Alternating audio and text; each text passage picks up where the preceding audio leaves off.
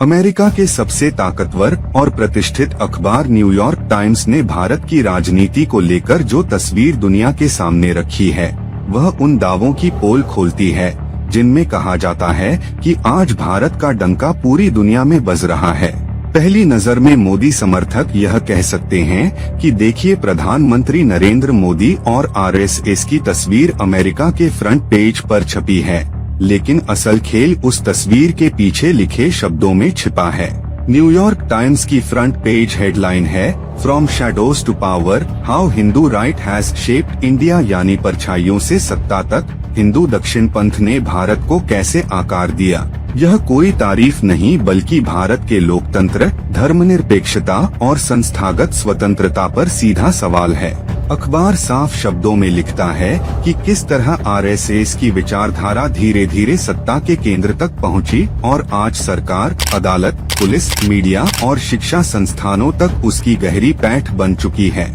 Report के मुताबिक यह प्रभाव इतना मजबूत है कि प्रधानमंत्री मोदी के सत्ता से हटने के बाद भी आरएसएस एक समानांतर सत्ता के रूप में कायम रहेगा। न्यूयॉर्क टाइम्स का आरोप है कि आरएसएस सिर्फ एक सांस्कृतिक संगठन नहीं बल्कि एक राजनीतिक मशीन है जो तय करती है कि कौन नेता बनेगा, कौन आगे बढ़ेगा और किसका राजनीतिक भविष्य खत्म होगा। अखबार यह भी लिखता है कि बीजेपी की चुनावी जीतों को अगर गौर से देखा जाए तो वे असल में आरएसएस की संगठित रणनीति का नतीजा हैं, जहां उम्मीदवार चयन से लेकर जमीनी कैडर तक सब कुछ केंद्रीय विचारधारा के अनुसार संचालित होता है। रिपोर्ट में यह भी कहा गया है कि मोदी शासन में भारत की सर्वधर्म समभाव और धर्मनिरपेक्ष पहचान को गहरी चोट पहुंची है और बहुसंख्यक वर्चस्व की राजनीति को संस्थागत रूप दे दिया गया है। इसी लेख में उत्तर प्रदेश के मुख्यमंत्री योगी आदित्यनाथ को मोदी का संभावित उत्तराधिकारी बताते हुए उनके शासन के दोहरे रवैये पर तीखा सवाल उठाया गया है।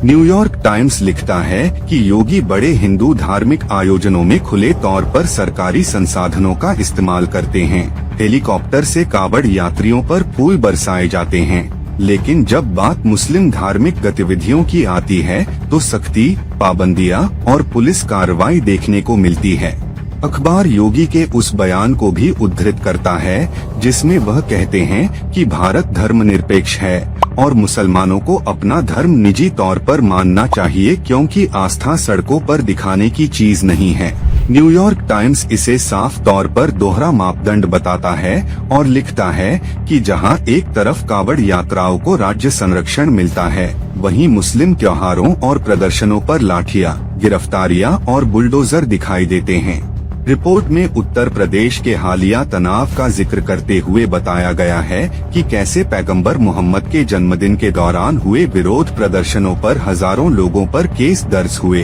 घरों पर बुलडोजर चले और योगी सरकार की सख्ती ने उन्हें बुलडोजर बाबा की छवि दिला दी, जबकि हिंदू समर्थक नारों और पोस्टरों पर वैसी कार्रवाई नहीं हुई। न्यूयॉर्क टाइम्स यह भी लिखता है कि यह सब उस समय हो रहा था जब योगी आरएसएस के शताब्दी समारोह की तारीफ कर रहे थे और राज्य के कई इलाकों में इंटरनेट बंद था। इस लेख के छपने के बाद अमेरिका की एक साउथ एशियन हिस्ट्री प्रोफेसर का बयान भी सामने आया, जिसमें उन्होंने कहा कि इतना प्रभावशाली संगठन फ्रंट पेज पर आया है तो उसके इतिहास और विचारधारा की गहन जांच होना जरूरी है। यह रिपोर्ट भारत के लिए गर्व की नहीं बल्कि आत्ममंथन की है, क्योंकि जिस देश को दुनिया विविधता, लोकतंत्र और सहिष्णुता के प्रतीक के रूप में देखती थी, वही देश आज अंतर्राष्ट्रीय मंच पर बहुसंख्यक राजनीति, संस्थागत कब्जे और अल्पसंख्यक विरोधी छवि के साथ दिख रहा है। एक तरफ सरकार दावा करती है कि भारत विश्वगुरु बन चुका है, दूसरी तरफ दुनिया का सबसे बड़ा अखबार भारत के लोकतंत्र पर सवाल खड़े कर रहा है। सवाल यह नहीं है कि मोदी और आरएसएस की फोटो फ्रंट पेज पर क्यों छपी, सवाल यह है कि उसके साथ लिखी कहानी भारत की सच्चाई को किस तरह उजागर कर रही है, और यही सवाल आज हर भारतीय को खुद से पूछना चाहिए।